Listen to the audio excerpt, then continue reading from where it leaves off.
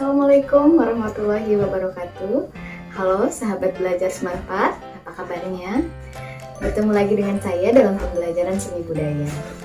Pada kesempatan kali ini kita akan mempelajari tentang unsur tari. Ingin tahu lebih jelasnya? Simak terus videonya sampai selesai ya.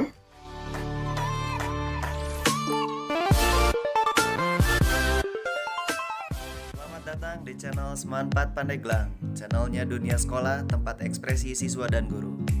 Jangan lupa klik tombol subscribe serta nyalakan lonceng notifikasinya agar kalian tidak ketinggalan mendapatkan video-video terbaru dari kami. Bantu channel ini untuk lebih berkembang dengan cara like, comment, and share ke semua akun sosialmu. Seperti halnya seni-seni lainnya, seni tari juga memiliki unsur-unsur. Di antaranya, yang pertama, unsur tari yang paling utama adalah gerak. Nah, tanpa bergerak tidak akan ada yang namanya satu tarian. Jadi gerak dalam tari merupakan unsur utama. Nah, gerak yang seperti apa sih dalam tari itu? Apakah gerak biasa atau harus gerak yang indah? Nah, di dalam tari gerak itu terbagi menjadi dua. Ada yang disebut gerak murni, ada yang dimaksud dengan gerak maknawi. Gerak murni merupakan gerak yang dilakukan dengan tujuan untuk keindahan atau tidak memiliki arti sama sekali. Ya, misalnya ketika gerak-gerak tradisional itu ada yang namanya ukel, gitu ya. Hanya untuk keindahan saja, tidak ada maksud tertentu dari gerak murni ini. Jadi tidak ada maknanya. Kalau gerak yang maknawi ini kebalikan dari gerak murni. Gerak-geraknya itu mengandung arti dan makna. Contohnya ketika seseorang sedang menari tradisional, ketika ada gerak nyawang gitu ya. Nah, gerakan seperti ini melambangkan seperti melihat seseorang dari jauh ya, atau melihat sesuatu dari jauh. Itu memiliki makna. Kemudian diperindah gitu ya. Jadi gerak-gerak wantah atau gerak biasa yang kita lakukan sehari-hari kemudian diperindah ya, jadilah gerak-gerak yang memiliki makna. Contohnya gerak berjalan, kalian bisa lihat di beberapa tarian ada gerak berjalan. Kalau berjalan pada kehidupan nyata tidak mungkin seperti itu, lenggak-lenggok ya. Nah, kalau jalan biasa kan biasa aja berjalan. Nah, kalau untuk kebutuhan tari, gerak jalan pun diperindah gitu ya. Itu yang dimaksud dengan gerak maknawi. Jadi unsur tari yang pertama adalah gerak. Gerak terbagi dua, ada gerak murni dan gerak maknawi. Sudah paham sampai sini? Kita lanjut unsur yang kedua. Unsur yang kedua adalah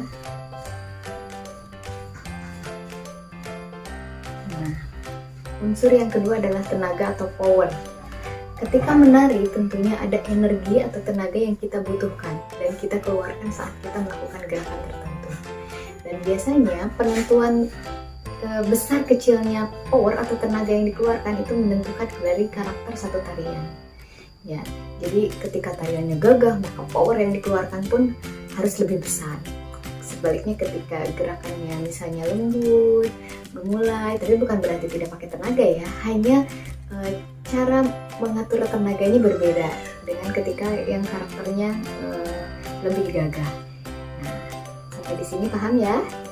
Kita lanjut ke unsur yang ketiga. Baik, Sobat Semangat, kita lanjut ke pembahasan berikutnya.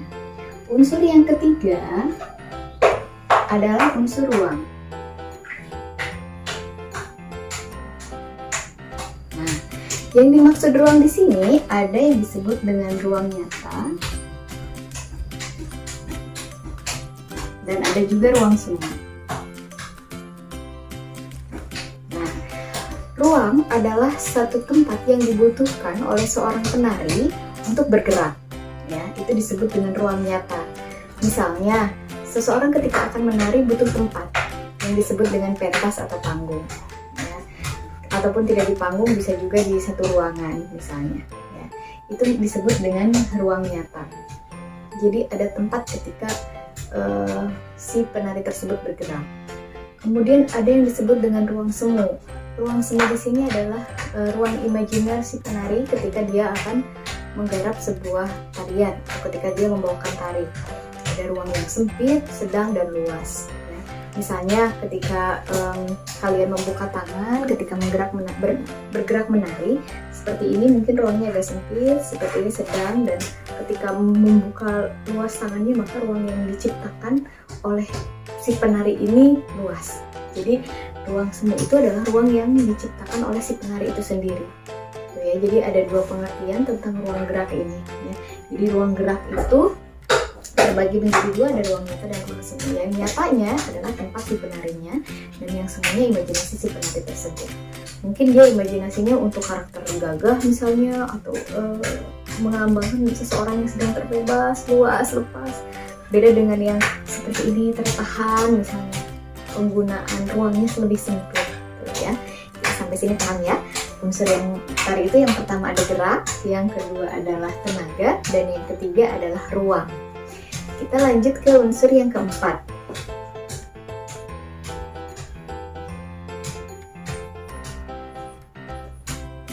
Nah, unsur yang keempat adalah waktu. Waktu yang dimaksud di sini adalah waktu yang dibutuhkan penari ketika dia melakukan satu gerakan. Misalnya ketika dia melangkah, berapa lama waktu dia melangkah? Berapa hitungan? Nah, ini kalau di dalam tari sudah bersatu dengan musik, ini juga bisa disebut dengan tempo gitu ya. Jadi berapa lama dia melakukan satu gerakan. Misalnya ketika berjalan tuh, 2, 3, 4, atau hanya satu, melangkah satu, misalnya satu hitungan ya, dan lain sebagainya, itu disebut dengan waktu. Jadi berapa lama satu gerakan dilakukan gitu ya. Nah, ini adalah unsur utama dari tari. Ada gerak, ada tenaga, ada ruang, dan waktu. Ada lagi selain ini? Tentunya pastinya ada. Ini hanya disebut sebagai unsur utama. Yang lainnya adalah unsur pendukung. Kira-kira apa saja sih unsur pendukung tari? Kita bahas selanjutnya ya. Oke, baik Sobat Semanpat, kita lanjut ke pembahasan berikutnya tentang unsur pendukung dalam tari. Nah, unsur pendukung dalam seni tari ini banyak sekali ya. Jadi selain dari unsur utama tadi, yaitu unsur utama gerak, kemudian tenaga, kemudian ruang dan waktu, ada yang disebut dengan unsur pendukung juga, atau unsur tambahan yang mendukung satu tarian. Ya, kira-kira apa ya? Ada yang tahu? Ya, unsur pendukung yang pertama adalah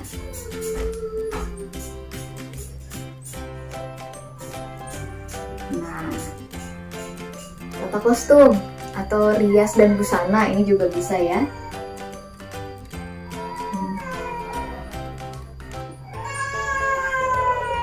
Nah, tata rias dan busana ini biasanya bersatu ya, karena busana dengan rias itu disesuaikan ya. Nah, ini merupakan unsur pendukung. Kenapa unsur pendukung? Ya, karena tarian itu dapat tercipta walaupun misalnya ia tidak menggunakan busana pentas, dia menggunakan pakaian biasa untuk latihan, itu pun bisa menari. Ya, jadi ini disebut dengan unsur pendukung. Ketika seseorang akan pentas atau menampilkan satu tarian, alangkah baiknya menggunakan kostum dan tata rias yang sesuai dengan tarian tersebut, sehingga orang bisa lebih paham maksud dan tujuan dari tarian tersebut, dan keindahannya juga lebih baik ya, lebih enak dipandang mata ketika kostumnya sesuai, kemudian tata riasnya juga mendukung terhadap satu tarian itu ya. Kemudian unsur berikutnya adalah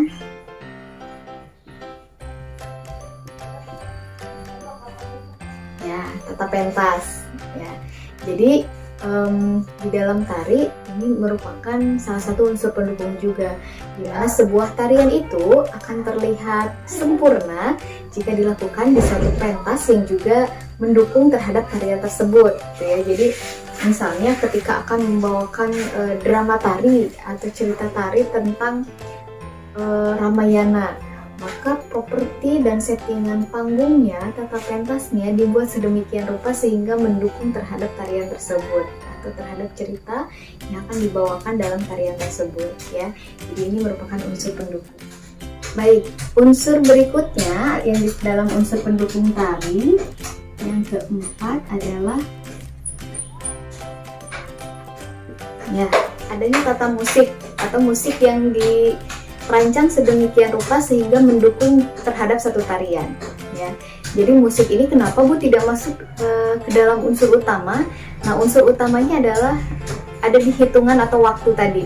Ya, waktu juga ada yang mengartikan sebagai musik, tapi di sini musik sebagai pendukung adalah penataan musik yang memang benar-benar mendukung terhadap satu tarian tersebut. Biasanya ini ada di pementasan tari yang musiknya live gitu ya.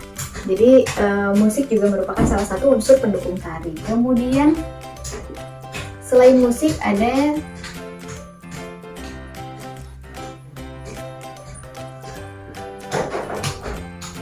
tata cahaya atau tata lampu atau disebut juga dengan lighting pementasan ya.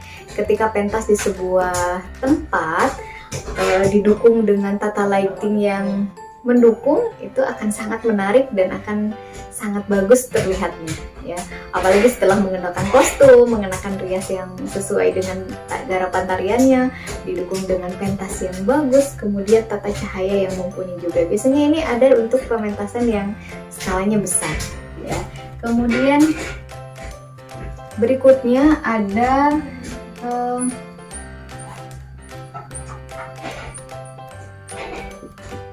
properti ini adalah alat-alat yang digunakan saat kita melakukan tari.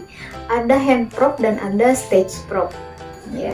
Jadi kalau hand prop itu properti yang digunakan oleh si penari atau dipakai atau digunakan.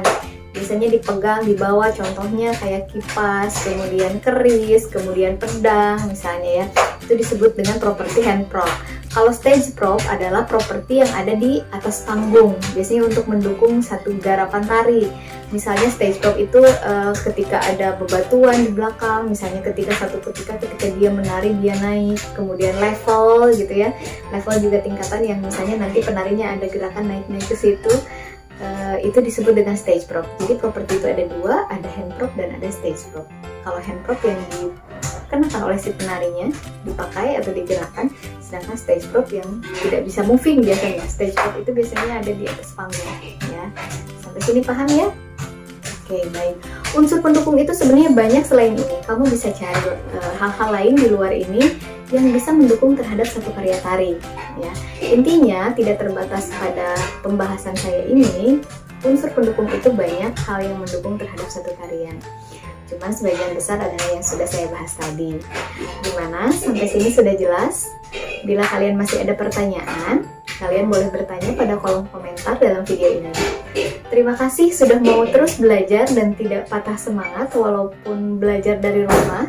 Walaupun memang mungkin kalian sudah bosan dan jenuh, tapi semoga pandemi ini segera berakhir dan kita bisa bertemu tatap muka, belajar secara langsung, sehingga kita bisa praktek ya, nanti lebih seru lagi belajarnya. Tapi mudah-mudahan dengan begini pun kalian bisa paham, dan saya sangat salut untuk kalian yang masih mau belajar walaupun di tengah kejenuhan dan melawan rasa malasnya ya.